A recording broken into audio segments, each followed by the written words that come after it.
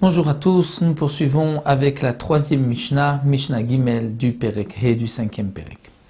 La Mishnah nous enseigne En megalgelin betofach divrei Rabbi Meir vechachamim matirim pnei she'efshar. Une toute petite Mishnah qui paraît toute simple, mais il y a deux explications rapportées ici par le Barthénora. Quelle est l'explication de En megalgelin betofach? Une explication est que le propriétaire du champ veut, une fois que le champ a été moissonné, veut arroser son champ pour le ramollir et ainsi pouvoir plus rapidement semer autre chose. Seulement les pauvres n'ont pas encore ramassé le leket, c'est-à-dire les épis qui sont tombés au moment de la moisson. Si le propriétaire du champ va arroser son champ, il va faire perdre aux pauvres les épis de blé, de leket.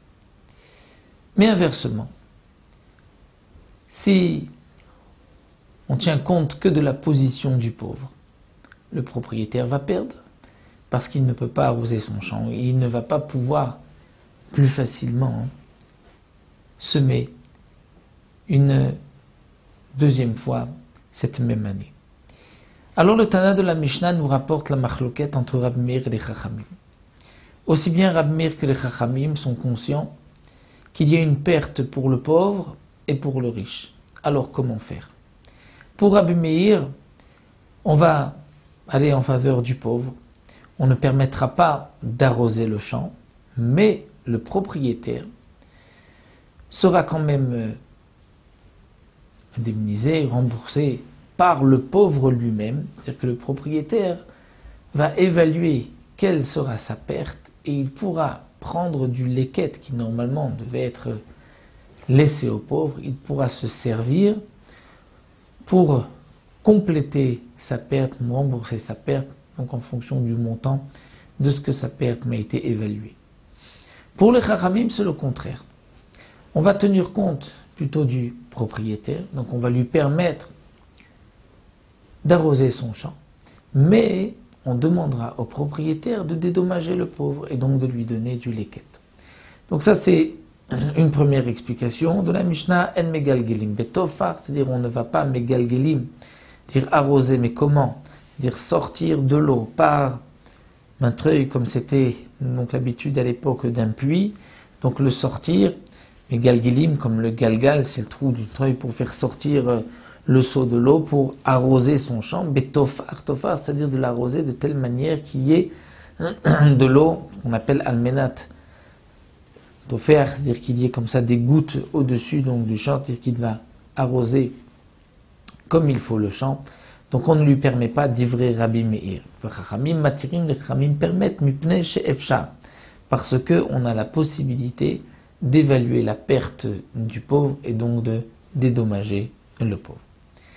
Ça c'est donc une explication, et le Barthénora rapporte une autre explication qui est celle du Rambam, que tofar, il s'agit d'une sorte de récolte légumineuse qui est de moins bonne qualité que la première. Nous avons un champ où il y a deux sortes de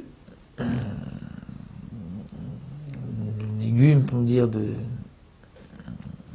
légumineux qui ont été semés. Une qui est de meilleure qualité que l'autre. Donc les Chachamim, pour ne pas faire perdre les pauvres, vont exiger que l'on coupe, que l'on moissonne ces deux parties séparément. Parce que si on laisse le propriétaire couper tout en une fois, il va être plutôt concentré sur la bonne récolte et moins sur l'autre qui n'est pas aussi bonne que la première, et donc il va y avoir plus de leket de la mauvaise récolte que de la meilleure. Donc c'est pour cela que les Chachamim ont ici, d'après Rabbi Meir, interdit En megalgelim betofar dver. Mais Chachamim permettent, Chachamim disent non. Nos sages ne nous ont pas interdit. Pourquoi? Mais pnei she'efshar. Parce que quand tu vas couper, même si tu coupes tout en même temps, c'est possible qu'il y ait du leket aussi, de la bonne récolte. Donc on ne va pas dire qu'il va être concentré, qu'il laissera que de la mauvaise. On considère que même de la bonne il laissera. Donc voici pour l'explication de cette Mishnah, effectivement donc une petite Mishnah, mais avec deux explications totalement différentes des Rishonim. Comment donc comprendre la marloquette de Rabbi Meir et des Chacham. On se retrouvera pour la Mishnah Dalet la prochaine fois.